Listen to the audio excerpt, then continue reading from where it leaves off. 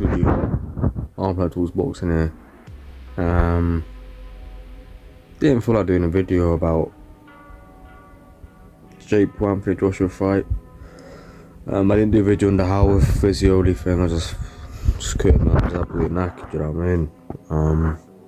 But what I want to say about it is like it was a waste of everyone's time, just like the Mike Tyson and Jake Paul fight, and even that Julio Cesar Chavez Junior versus Jake Paul fight. You know what I mean? Like, it's just a waste of time. Fair enough, you got Netflix, innit? Like, fair enough. But I watched it. You know,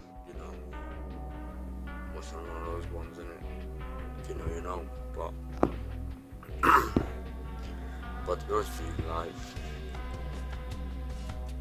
the fight sucked.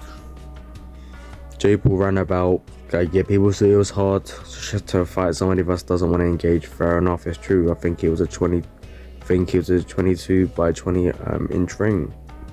So I think that's either the biggest or pretty much the runner-up biggest. You know what I mean? What surprised me, and Jake Paul, yeah, one thing I give him credit for, he's must be a strong boy, because the way fair enough, he wrestles, or he has wrestled, he sort of understands how underhooks work, on body position in the clinch. I'd assume so anyways, but I was shocked with when he clinched Anthony Joshua. He looked like he just bulldozed him every time in a clinch. I was really shocked with that. It wasn't a good fight. Let's just get on to the fight. So first round in a bit. You know what I mean? Anthony Joshua, you could say, won it. Do you know what I mean? Jake Paul's running about. You know what I mean? Moving laterally around the ring. It's a tactic. End of the day. Second round, same stuff. Third round, same stuff. The fourth round, sort of see Jake Paul starting to gas a bit. He's doing double legs. You know what I mean? With no success, just because I guess Anthony Joshua just. I mean, Jake Paul's doing boxing gloves on, innit? And it's half-assing it because his legs are gone. You know what I mean? From keep running about, his legs are gone. It's probably his quads and calves are absolutely dipped in energy. Do you know what I'm trying to say? Then the fifth round, he gets knocked down, I'm sure twice, innit? 10-7 round, he gets knocked down twice or whatever by Anthony Joshua in the fifth round or whatever round it was. He gets split with a right hand. But in all fairness, you know what I mean? He ate it. He may have got knocked down bad. He may have looked at his brother, whoever looked like flipping. Now I got absolutely hit massively by a right hand. I would give Jake Paul his due. He can take a shot. Like at cruiserweight, I reckon he'd be able to take a shot. His boxing skills, I don't know. They don't look that good. He's got a weird left hook. The way like he sort of throws it with his head down. He's got a right jab to the body, but he won't really throw much against Anthony Joshua because I guess he was bottling it. Which fair enough. Anthony Joshua's a big renowned puncher. Like, you know what I mean? Majority of people won't want to get hit by him. But what I'll say about Anthony Joshua is that he fought horribly. I thought about it, and I think I've said it like months ago. Anthony Joshua's one of those fights. He's got an identity crisis. You see time and time again when he switches trainers. You didn't see it much when he was with Tony Sims and switched over to Rob McCracken, but you see it when he was with Rob McCracken for about 6 years. I think 2013 to 2019, right, or 2014. Regardless, after he lost to Usyk the first time, can't remember when it was. So when he went with what do you call his name? Virgil Ortiz's trainer. What's his name? Robert Garcia. He was sort of the same, but there was more elements of throwing punches downstairs to the body. Do you know what I mean? And catching and throwing a shot. Which he did that when he was with McCracken, obviously, but it was more apparent, alright? Then he left Garcia after losing to Usyk the second time. I think his reasoning was probably the same way as Derek James. I don't want to go to America because I felt like I'd rather stay at home. Whatever he said in it, I'd rather stay close to home. Then he went with Derek James. He was very robotic against Derek James, but had a good jab. Only for 1 fight, so you can't really judge it. In 2 fights, can't judge it perfectly, and he had a good high guard, you know. But I wouldn't really say he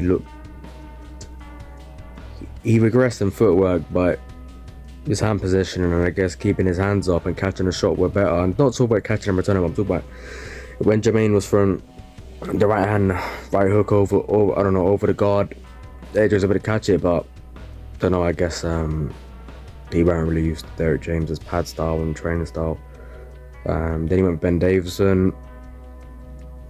I won't even talk about the Wellen fight. I won't even talk about the Ngannou fight. Let's talk about the Dubois fight. You can see he regressed, chin in the air, bum sticking out, low lead hand. Didn't really know how to jab properly. Didn't know how to throw combinations. Do you know what I mean? Whatever the trainer says, he adapts it full-headed, which ain't a bad thing. That's great, because you tell he squeezes, like, you know what I mean? He squeezes whatever the trainer says, you know what I mean? Squeezing the juice, do you know what I mean? Out of them. Then when Always with, what do you call his name?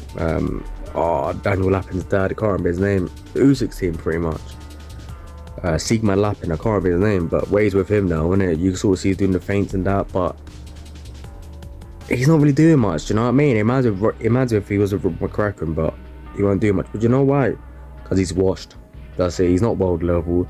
Seeing that fight, he's not world level. Ooh, if anyone thinks he can contest with any of the top heavyweights right now, they're having a laugh. They're having an absolute laugh. He can't throw combinations because he's scared of getting hit, and that's one of the telltale signs that probably a fighter is getting up there in age. Do you know what I mean? A fighter a couple months ago, Liam Smith, prime example. Do you see what I'm trying to say? Yeah, so people saying they want to see him against Dubois. Second time, why not? Dubois battered him up when he was 17 years old. And 2, AJ doesn't know how to parry a jab. He's never parried a jab. He moves back when he's getting jabbed, but Dubois don't just throw one singular jab. He steps in with 3 jabs. Do you know what I mean? He don't throw one ramble job. He throws 3. Do you see what I'm saying? And if he is to fight Wardley, apparently that's what that flipping Eddie Hearn's saying. Wardley's gonna ice him out within the first round. Unfortunately, it'd be unfortunate, but that's what would happen. Could AJ knock out Wardley? I don't know. Probably not. Wardley's a chin and Wardley ain't scared of getting hit. That's the thing, it's mentality. That's the thing people need to realize about getting hit in the face, getting hit in the jaw, getting hit wherever. It's mental. Anthony Joshua, his mental dips. His mental ain't even strong regardless. When he got by Ruiz, he didn't know what to do. When he got hit by Usyk both fights, second time he got hit with the left hand, he was hurt. You see what I'm saying? Do you know what I mean? So people need to realize that. Right, if he faces Dubois, he's gonna get ironed out again, if not earlier. That's aged him. He looks washed. Do you see what I'm saying? He didn't look the same. He goes, oh, they moved on the way in 22, but I don't give a damn. I don't give a fuck. He should have ironed him out when he wanted them. People saying he's holding back. How was he holding back if he's loading him right fucking hands? I'm missing. The Jake Paul's younger than about 10 years. That's smaller than him, so he has more nimble feet. Like, come on, whoa, wake up. Wake the fuck up, like, do you know what I mean? I don't even know I'm even getting mad, but it's like, if he's gonna face Fury, my main thing will be, how much does Fury have left? Are his legs completely that gone? Or can he just still move about? Do you know what I mean? Is his chin still good enough to take a big right hand or left hook from Anthony Joshua? Vice versa.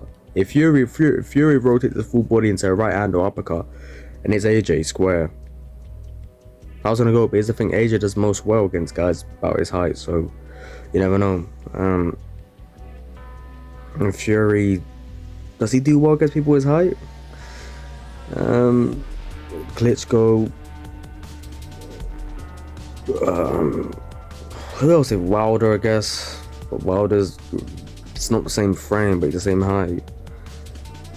I can't really think. Oh, Welling's 6'3". Oh, Welling should have won that, but regardless, I don't know, man. Both are washed. Should have happened about 5 odd years ago. Even 3 years ago. I mean, back in 2020, man. I mean, that's when 2021. That's when that was supposed to happen, really, innit? But they didn't do it. Yeah, that's my thoughts. I think, to be honest with you, yeah, I mean, I never really hated Jake Paul, and I never really hated him. I don't really have an opinion on him for where he's fighting boxers, but it's their choice. You can't say he's making a mockery. They're signing a contract, and two, Alfred also didn't look good. So if anyone's back on the hype, if anyone's back on the train because of what he beat a YouTuber. To be fair, you know what? Yeah, Jake Paul could probably win a Southern area belt at cruiserweight, but he's not even a cruiser. He's like, you can tell him. He's about 30% body fat. He's probably like so like heavyweight at best if he was to actually boil himself down. But that's where we go, innit?